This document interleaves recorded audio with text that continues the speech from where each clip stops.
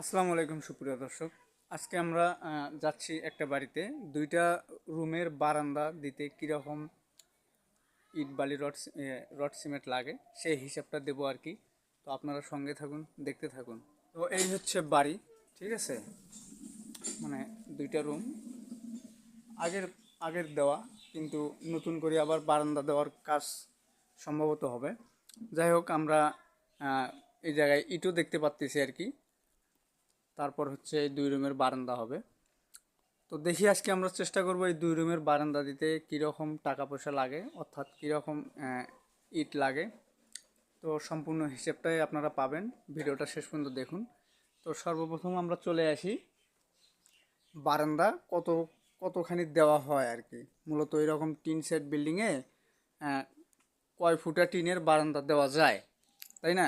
যেহেতু এই পাশে একটা ঘর আছে, বারান্দাটা দিলে এই পাশে, সেজন্য আর কি মেপে তারপরে বাইর করতে হবে যে আসলে ঘরটার যেন কোনো ক্ষতি না হয়, সেই হিসেবে বারান্দাটা দিতে হবে। তো মোটামুটি একটা মাপ কমপ্লিট, ঠিক আছে। তো আমরা এখন হিসাব করব 7 ফুটের টিনের এই দুইটা রুমের বারান্দা দিতে কতগুলো ইট লাগতে পারে, তাই না? তো সর্বপ্রথম এই জায়গায় দেখা যাচ্ছে 4টা লেয়ার ভেসে আছে ধার আর কি। তো মাটি কাটা হয়েছে, তো তো সেজন্য আমরা 6 লেয়ার দিব। 2টা লেয়ার মাটির নিচে দেবো, একটা সোলিং, তার উপরে সিসি ঢালাই 2 ইঞ্চি, তার উপর থেকে আমরা 5টা লেয়ার 10 ইঞ্চি গাঁথুনি গাঁথবো আর কি, ঠিক আছে, এই দুইটা রুমের। তো এটা গেল ধার। তো ধারে আপনার ইট লাগতেছে হলো 594টা, এবং 2.5 ফিট যে আমরা গাঁথুনি করবো আর কি, অনেকে আমরা 2.5 ফিট গাঁথুনি করি, ঠিক আছে।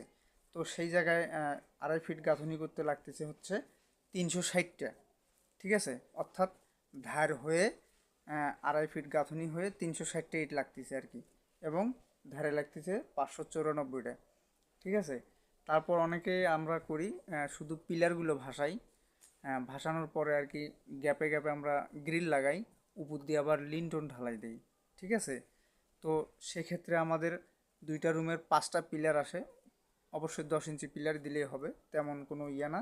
তো সে জায়গায় 5টা পিলারে ইট লাগতেছে আমাদের হচ্ছে 250টা, ঠিক আছে। তারপর হচ্ছে এখন সিমেন্ট কয় বস্তা লাগতে পারে। তো মোট ইট দাঁড়ালো হলো, অর্থাৎ বারান্দা গাঁথুনি কমপ্লিট, ধার এবং 2.5 ফিট, তার উপরে হচ্ছে পিলারগুলো সহ লিন্টন লেভেল, ঠিক আছে। তো মোট হচ্ছে আপনার ইট লাগবে হচ্ছে 1275টা আর কি, ঠিক আছে। তো 1275টা ইটে আমাদের সিমেন্ট যাবে হচ্ছে 6 থেকে 7 বস্তা, এবং নিচের সিসি ঢালাই, উপরের লিন্টন ঢালাই, এই জায়গায় লাগবে 3 বস্তা, ঠিক আছে। একটু 19-20 হতে পারে। এবার চলে আসি আমরা, হ্যাঁ, উপরের যে লিন্টনটা ঢালাই দেবো তার রড কতখানি লাগতে পারে, ঠিক আছে। অবশ্যই বারান্দার 3টা করে রড, আর 8 মিলি, অর্থাৎ 3টা 8 মিলি রড, আর হচ্ছে জিআই তারের কিছু চুরি পাওয়া যায় 3 কোনা, ঠিক আছে, সেগুলো ব্যবহার করতে পারেন, সমস্যা না হওয়ারই কথা। তো সেক্ষেত্রে সেই জিআই তারের চুরি এবং রড সহ মোট লাগতেছে 30 কেজি রড আপনার, ঠিক আছে। তো রডের হিসাব মোটামুটি শেষ। তারপর হচ্ছে এখন আমাদের উপরে যে ঢালাই করার খোয়া, অল্প কিছু হলেই হবে, 2 থেকে 4 বস্তা খোয়া লাগতে পারে, ঠিক আছে, লিন্টন ঢালাইয়ের জন্য। এই ছিল মোটামুটি হিসাব। আমার হিসাবে একটু 19-20 হতে পারে, ঠিক আছে, তার কারণ আমিও মানুষ, আমারও ভুল হতে পারে। অনেকে বলতে পারেন কীরকম টাকা পয়সা লাগতে পারে। হ্যাঁ, টাকা পয়সা আপনার এলাকা ভিত্তিক আপনি মিলিয়ে নেবেন, ঠিক আছে, তার কারণ বর্তমান সময়ে জিনিসপত্রের যে দাম, সেটা আপনার এলাকা ভিত্তিক আপনি মিলিয়ে নিতে পারেন। আর ভিডিওর মাঝে কোনো যদি ভুল ভ্রান্তি হয় অবশ্যই ক্ষমার দৃষ্টিতে দেখবেন। আর এরকমই ভিডিও পাওয়ার জন্য অবশ্যই চ্যানেলটিকে সাপোর্ট করবেন, প্লিজ সাবস্ক্রাইব করে পাশে থাকবেন। সবাই সুস্থ থাকবেন, ভালো থাকবেন, আল্লাহ হাফেজ।